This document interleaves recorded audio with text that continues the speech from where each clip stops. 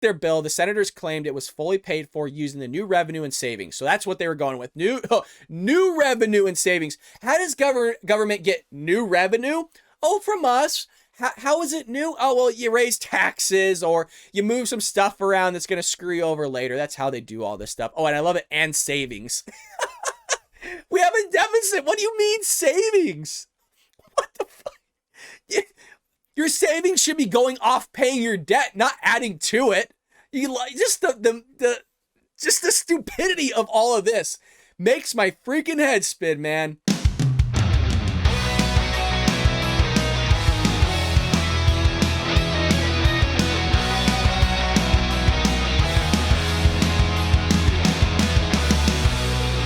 Welcome to the Bald Brad Show. And folks, our story is dealing with the Democrats lying to the American people once again, saying that the $1 trillion infrastructure bill that they're trying to push through the Senate is fully paid for when it's not. This comes from Chris Fields over at Blaze Media, and he titles it, "Backers of $1 trillion infrastructure bill claim it's fully paid for, but CBO says bill will add $256 billion to the deficit. Senators now rushing to get it passed."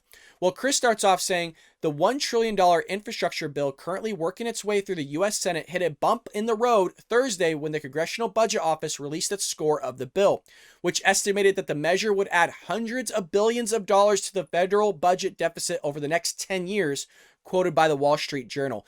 Folks, I am so tired of our politicians, both left and right, meaning Democrats and conservatives, running up the deficit. We shouldn't be spending money that we don't have. Now, I'm a registered Republican, but at heart, I am a fiscal conservative, and it frustrates me, and it pissed me off that Trump did it, which is why if Ron DeSantis runs and Trump is running, DeSantis is getting my vote, and I will be pissed if DeSantis runs up the deficit as well. We shouldn't be spending money that we don't have when we are dramatically trillions of dollars in debt that I don't even know if we're going to be able to climb out of, folks.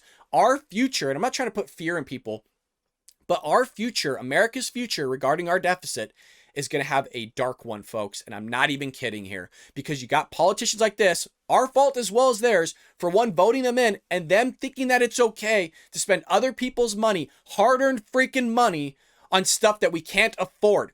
You don't pay for crap if you can't afford it. I know that's like American culture nowadays, to sit there and take out, 10 credit cards, finance everything, finance stupid stuff like a brand new car, all these things. I'm ranting here because I'm so sick of this spending when we don't have money to pay for it. You don't teach your children that, right? You don't sit there and go, hey, go buy something, put it on credit, you're going to be okay. Why would you instill that value in the people? You see people's lives, especially as an accountant, and have to give people financial advice, and you see their lives destroyed because they think it's okay to do exactly what the Democrats are doing here. And so if their lives are destroyed on an individual basis, do you not think us as a society are going to be destroyed on a massive scale when we have to be paying this debt off sooner or later at some point in human history here? I digress, man. It is so frustrating to see this happen, and I don't like projecting me being pissed off to all of you, because sometimes I want this show to be nice, especially for our 100th episode series today on Friday here. But I lose it, man. I lose it because I see where we're going, right? And it's the same thing as an accountant. When you talk to people in the way that they handle their finances, part of your job is to help them with financial planning, or if you're doing taxes, tax planning, and you're projecting out for them what is something realistic that they're going to see in the future, meaning likely to happen, and going, okay, to deviate from that path, this is what you have to do. If you don't do it, this is what things are going to look like, right? And that's what I'm trying to do here on the show. I'm like waving my hands like, holy, is anybody listening to me? Is anybody listening? That, not literally, right? I always say that. Are you listening? People go, yeah, I'm listening. I can hear you. I should rephrase it. Are people understanding the severity of what our government is doing with our spending? Just Google a clock for our deficit. You guys will fall over in your chair on not just a local level, not just on a state level, but a federal level on the deficits and how fast money is accumulating here. It's scary when you see the clock live. It's so frustrating. It's this and immigration are like my two biggest issues, other than how the left are going to destroy America, which is the top one.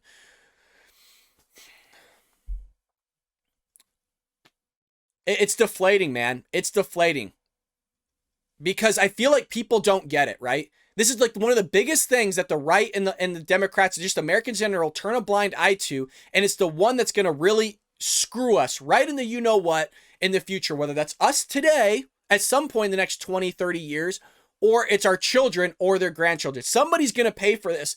And you think taxes are high now as conservatives and Republicans. Wait till we have to pay this off. You're going to see taxes like you've never seen before, because that's the only damn way this is happening. I digress. We got to get into this. All right. Well, what's going on with this $1 trillion infrastructure bill? What's the whole story that we're supposed to be covering here, other than listening to my rant here? Well, initially, the Democratic majorities in both houses of Congress were pushing a massive $3.5 trillion infrastructure bill, but it's a so-called infrastructure plan. I'll tell you why here. Because it's a progressive agenda that's called a catch-all bill.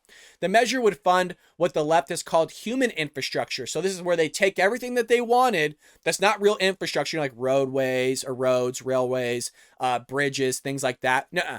This is what their infrastructure plan originally was. Well, what it was Medicare expansion, national paid family leave, free college education, which is still happening in some 2-year,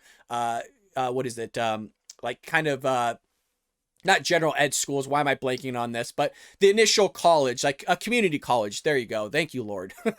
Child tax credit extensions and Green New Deal climate change policy. So that's what they wanted. It wasn't really infrastructure. We talked about that before. I put up a graphic in prior episodes. If you want to see that, it's in the video category, where it was like, again, my mind's still going to 5% of the 3.5 trillion was going to go to actual infrastructure. Everything else was just going to have free crap everywhere, because you got Bernie in the White House along with Biden that doesn't have a clue how to, hell, one, spend money, and two, just know his own damn name.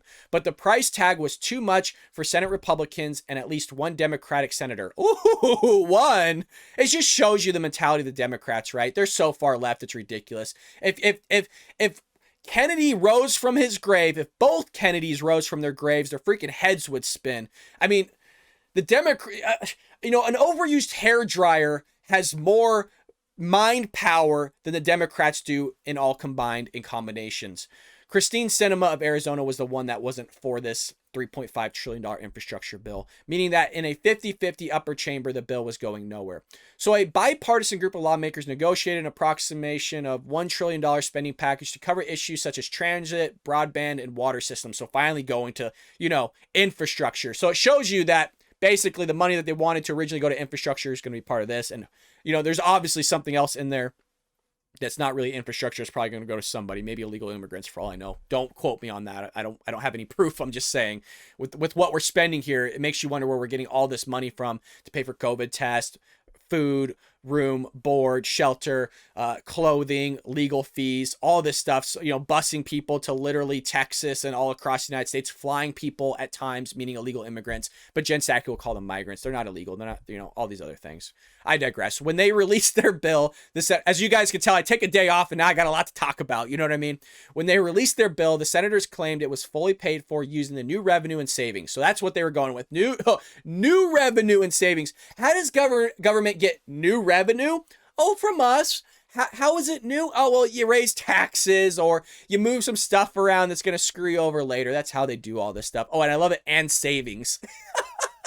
We have a deficit. What do you mean savings? What the fuck? Your savings should be going off paying your debt, not adding to it. Just the stupidity of all of this makes my freaking head spin, man. New revenue and savings, that's what they're going to pry and bullshit us with. God. Oh, I want to lose it right now.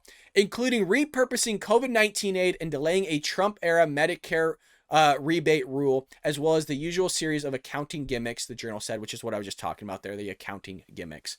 But the CBO score of the bill, the measure would actually add $256 billion over the next decade. The bipartisan group of negotiators claimed they expected the bad news from the CBO and still urged fellow senators to support the package. Hey, we lied to you. We said that it was fully paid for. We had the money in savings and all this other stuff.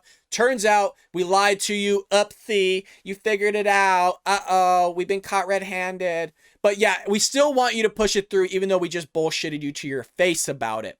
What if somebody lied to me about that? I would give them the middle finger and say, screw you, man. Now it takes years to build trust, seconds to break it, and you just broke it. I mean, how do you work with people like this that are going to sit there and lie to you about it and screw you over double time? Because not only are they lying to your face by screwing you over, but they're also screwing over the American people by adding to our deficit. That's only going to expand later on. It's not $256 billion to the deficit, you guys. You have to add on interest to that, what you're sitting there taking out.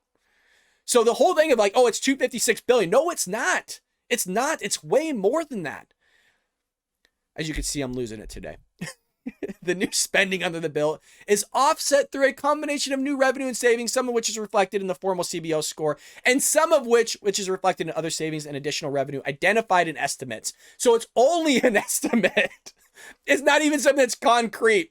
They ran the numbers, probably fudged some stuff, just like they did with the election. Oh, we'll add a zero in here. Nobody will bat an eye about it. What's an extra billion? Let's throw that in there too. The American people aren't going to know it's too much money because we throw everything in at one pot. We just throw everything into the stew so that nobody reads the entire document. No American knows what the hell's going on because you throw thousands of things in these freaking documents, this infrastructure bill, and then you pass it without Americans batting an eye. My solution to all this, without, always bitching about it, your bills that we should be running should be one at a time, either a sentence or a paragraph of, hey, we're going to spend this exact amount on broadband. Boom, sign it. Another bill. We're going to spend this much on roadways across anything that's federal. Boom, done, sign it. Boom. Water systems. We're going to spend this much on water systems. Boom. Done. Not this whole thing where it's 1,500 pages, 3,000 pages. We're spending trillions of dollars and nobody knows what's going on with it. And then you're being lied to about the money. Like, oh, it's 256, but we're not going to add an interest on that. We're not going to add it to the deficit, all this other stuff, and just lying to the American people. It's so frustrating. These people get freaking voted in. It's annoying. So it also goes on here to say that there's pushback from some Republicans like Marco Rubio here, who is one of the people that took to Twitter to kind of protest this or go against it. He said the massive infrastructure bill is not, as its authors claim, fully paid for. You have Montana Senator Steve Daines agreed with his fellow Republicans, saying this is absolutely unacceptable, especially at a time when Montana families are already dealing with soaring inflation and skyrocketing prices on everything from gas to groceries, which they are right. Florida's other Republican Senator Rick Scott said that though he supports spending on infrastructure, which we tend to do, right? We should be spending on infrastructure, whatever's federal and what we use. We cannot afford this reckless spending, right? But this is the thing. This is the thing. They're saying, right, Rubio, you have Scott here, you have Dane saying, hey, we can't afford this. We can't spend this money. We can't keep doing this. And then what do? They go and freaking sign it. It gets passed through. I'm going to be pissed if I find out that this gets pushed through and you have Rubio, Daines, and Scott and other Republicans saying, oh, we can't afford this reckless spending, but I'm going to sit there and do it anyways. Why? Why? And these are grown adults. I don't have any money, but I'm going to go buy a house. Why? Why would you? I don't have any money. I got $1,000 in savings, but I'm going to go buy a $60,000 car on credit. Why would you do that? Anybody want to leave me a comment and let me know? Is anybody outraged like me that this is some serious shit that we should be talking about here?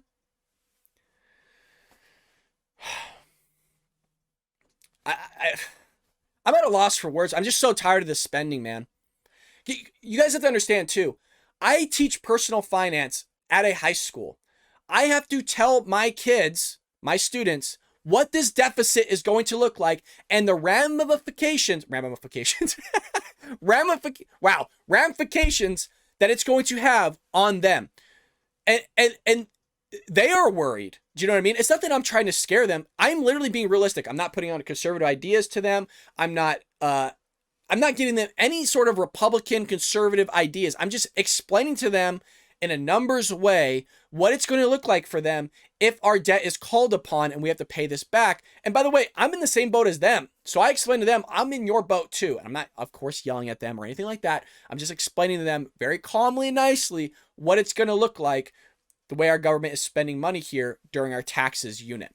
Well, now the bill's backers plan to rush to pass the measure this weekend, a Times headline blared from the paper. Republicans and Democrats, not just Democrats, Republicans and Democrats, because Democrats need Republicans on this, rushed on Thursday to line up a Senate vote to pass the $1 trillion bipartisan infrastructure bill, working to clear away the final obstacles despite a finding by Congressional Office Scorekeeper that the bill would have a deficit. Well, the CBO also said Thursday in an annual report uncollected to the infrastructure bill that the federal budget deficit would be about $3 trillion this year and an average $1.2 trillion annually for the next 10 years. Okay, let me just say that again because it's that crazy. So the federal budget deficit would be about $3 trillion just this year, right? So just this year is going to be $3 trillion. And then an average $1.2 trillion every year for the next 10 years. You know, when Biden's dead and gone, I mean, everybody knows he's doing this, right? I mean, everybody's caught on to this, that he's not going to be here. Whether that's mentally, because he's already not, but also physically, he's not going to be around in the next 8 years. I'd be completely shocked if he outlived Jimmy Carter, okay? Completely shocked. What do you say to this, though? Like, let me know in the comments. Honest to God, am I being too over the top on this? Because I feel like I'm not. I think I'm being sane here in saying that we are screwing ourselves hardcore. Our money should not, our savings, if we have any sort of savings, should not be going towards, and any accountant that disagrees is, don't go to that accountant because they're idiots. If you have savings and you have debt, you should have an emergency fund of roughly $1,000 to $3,000 for emergencies, a rainy day that you never touch. You should have minimum 3 to 6 months of expenses set if you lose your job. I tell people 1 to 2 years of savings if you lose your job. I don't even say 3 to 6 months, which is the general, okay? So $1,000 to $3,000 in savings you never touch. You should have 1 year to 2 years of savings if you were to ever lose your job so you can support yourself and your family. After that, you should be paying off your debt. Meaning any savings you have that's after those two initial steps should be going towards paying off your debt, okay? The government should be doing that too. Paying off the debt, not this crap here. It's so frustrating, but there you have it, folks. We're going to have more debt on the federal deficit here, and Democrats are lying about it, and Republicans will probably pass it through because, hey, it ain't their money. It's the taxpayers' money. Who cares when somebody else is paying for it? They're not going to be around to have to deal with it, so who cares? And with that being said, folks, it's our 100th episodes today. We have multiple episodes going on. It's actually been over 100 episodes here. We've almost had 130 uploads. We are growing. I started running ads again. We'll see how long I can pay for that. I'm not running into debt or anything, but it is a lot of money. So if you want to help us and support us, advertising here for the Bald Brad Show, links in the description for Patreon. I also started an Instagram page where if you want to see more of kind of behind the scenes and my personal life, things like that, check out my Instagram as well as TikTok and Twitter, things of that nature, folks. Thank you always so much for supporting the Bald Brad Show. I love all of you guys. I love reading your comments. Thank you for listening to me rant and blow my lid off every now and then because I need it. It's kind of a de-stressor for myself. But thank you so much for always listening and enjoying the show. And I will see you next time here on the Bald Brad Show.